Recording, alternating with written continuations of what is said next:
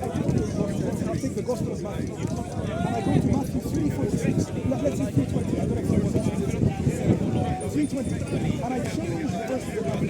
And then I say, oh, Allah is saying you can judge by the Injil. I'll judge by the verse that I wrote to myself. Allah is saying judge by what He has revealed.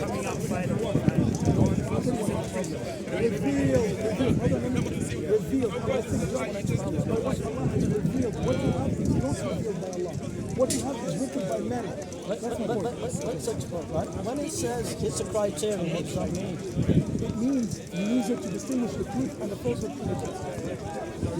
For example, I'm using the Quran to see what verses are true and which ones are not true. Well, I would say you're reading into that. I would say that when it's not, I'll give you the context. Because what it's saying is it's a criterion of interpretation. Go to the other scriptures, this confirms it. It's a criterion of interpretation because later on you've got verses that say to Muhammad when he's doubt, go to the people of the book. It's got verses where it says Muhammad is in the book. And so this is a criterion of interpretation. It's not a criterion. I wouldn't say it's a criterion in 548. I would say it's a guardian. Because the word in the Arabic is a Muhammad. So when you look at 543 and 547, Allah is telling the people of the book, the Jews and the Christians, to judge by what Allah has revealed in it. So he's guarding the text. The criterion is a Furqan. The Arabic is Furqan. So what you're reading from is actually a mistranslation, a deliberate mistranslation from the Arabics who are in control of how the English translation is read. Right. The actual word is guardian. So it's a guardian of the previous scriptures. So that actually proves our point that it's confirming that it's written before. And let me just add to that. Can I just ask you? It's interesting to say that because I'm just getting it from the scholars. Yeah, here, I'll show you. So that's the word there. But you'll see here it says it's a guardian. So one second. So, Even in the scholars, it's not saying corruption. it's not. No. They're saying it's an issue of interpretation. No, before we go there, because I think the Quran is more important than the Hadith. And we went to the Hadith. No, you can't do that. No, wait. You can't do that. Ahmed, we went to the Hadith, You can't do that. and I showed you from the Hadith that Muhammad used the Torah. But you can't isolate. You know, this is very disingenuous. You can't isolate verses that suit your interpretation and leave out the rest. You can't do that. You must accept the entirety. Yeah, you can bring in hadith to change the text. No. There's a hadith, a well-known hadith of the Prophet Muhammad sallallahu alaihi wasallam, seen Umar radiallahu anhu reading the scripture of the Jews in Medina, i.e. what you call the Torah. And when he saw Umar reading the Torah, he got angry and he took the Torah away from Umar. Meaning, in other words, it is prohibited for a Muslim to read the scriptures of what you want today. I don't know if many Muslims know this. Why when he brought up about Muhammad taking Torah? Because they were Jews, and they only believe in that. Meaning, it wouldn't be rational for them.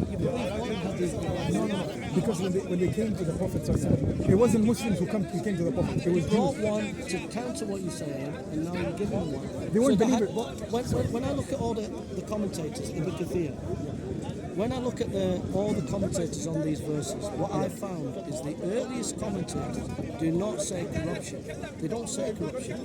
The later ones, like Ibn Kathir, people like that, they talk about corruption, but they don't use even this verse, what we're just quoting. They have to collate other verses and try and twist those verses. So when they do use a hadith in the tafsir, they pull it out from thin air, and it's nothing to do with the verse. That's what I found. I'll tell you, because I didn't speak to Jesus. He's a Christian, right? You believe Jesus was crucified? No, it's all right. Where was Jesus crucified? I want to wrap up this conversation. No. Wait. Before you wrap it up. Ahmed, let me wrap up the conversation, and maybe we can move on to another topic. No. Okay. Before you wrap it up, we must agree that Allah Azza wa Jalla explicitly in the Quran.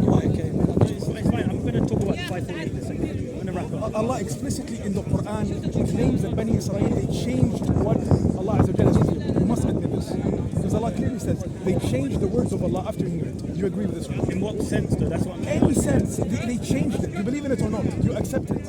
I didn't say you believe in it. I'm trying to understand what your point is exactly. Timothy, it doesn't matter whether it's I've oral already or written. explained 277 and 276. 275. When Allah says that they but changed. I'm looking at the context. And I said before in 285. What does it mean then, to change the words of Allah? What does it mean?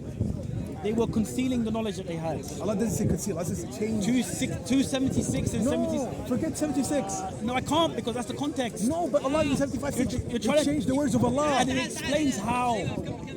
Yes, it does explain how. That they Explains wrote- how. This is what you're reading the text in isolation. I'm reading it in its context. In 285 and in 289 and 291, it's confirming. Okay, Bro, okay. this is too much. 76, Timothy. 76 was about the time of the Prophet in Medina. 75 was not about the Prophet in Medina. It was about the Israelites at the time of Moses. Okay, I'm gonna. No, Timothy, this is very disingenuous. This verse is about Medina with the Muslims. This verse is not about the Muslims. This is about they changed the words of Allah, the Torah, on Mount Sinai, when they heard it from Moses. And these are about the story of Moses. So if you're going to use this as context, you can't connect these verses because this is about an older time and this is about the recent time, at the time of the Prophet. I heard what you had to say. I disagree.